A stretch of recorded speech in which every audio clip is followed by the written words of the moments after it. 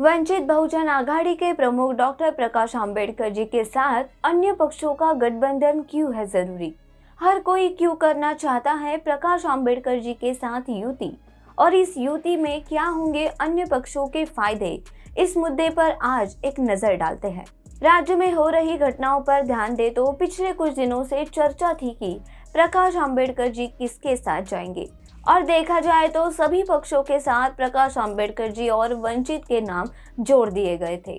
Number 1 वंचित और Mahavikas Aghadi, number 2 वंचित और ठाकरे की सेना, नंबर 3 वंचित और कांग्रेस। ऐसी नई युति की राजनीतिक गलियारों में चर्चा भी शुरू हो गई थी।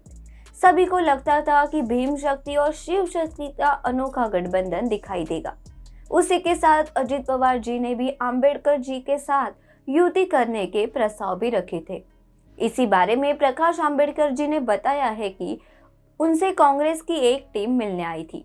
शिवसेना के साथ उनकी आधिकारिक राजनीतिक चर्चा अभी तक नहीं हुई है, और भाजपा और शिंदे की विचारधारा के कारण वो वहां नहीं जाना चाहते।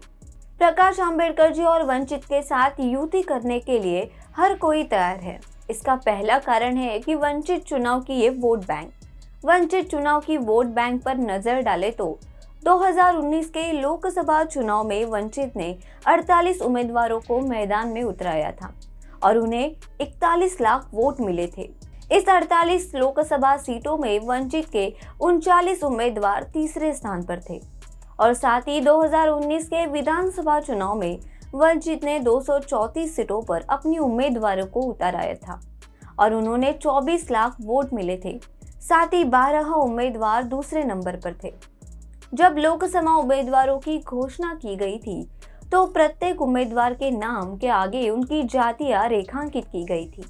सभी पृष्ठभूमि के व्यक्तियों को उम्मीदवारी देकर वंचितों की रेखा को चौड़ा किया गया। मराठा समाज को लेकर टैगलाइन प्रस्तापित मराठा और विस्थापित मराठा को सामने रखकर शाही वंश की आलोचना कर वंचित मराठों को जोड़ने का काम प्रकाश आंबेडकर जी ने किया। इस बात से कोई भी इनकार नहीं कर सकता। प्रकाश आंबेडकर जी ने साबित कर दिया है कि दलित राजनीति में ऐसी व्यापकता आ सकती है, और इसी वजह से देखा जाए तो सभी पार्टियों को इस वोट बैंक की सबसे ज्यादा जरूरत है। दूसरा मुद्दा यानी कि हिंदुत्व की आलोचना करना, यानी राष्ट्र की आलोचना करना है। कांग्रेस हो या ठाकरे जी की शिवसेना हो, इन दो पार्टियों के सामने हिंदुत्व की आलोचना किए बिना बीजेपी की आलोचना का मुकाबला करने की चुनौती खड़ी हो जाती है। आंबेडकर जी नफरत पैदा किए बिना संवैधानिक मूल्यों पर भाजपा के हिंदुत्व का मुकाबला करने में सक्षम होंगे। तीसरा यानी कि पांचवी आघाड़ी के निर्माण के बाद होने वाला उपद्रव मूल्य रोक दिया जाएगा। वंचित के मोदी के विरोध और जागतिक समीकरण के चलते वंचित के स्वतंत्र संघर्ष का सबसे बड़ा झटका राष्ट्रवादी कांग्रेस पर पड़ता दिखाई दे रहा है।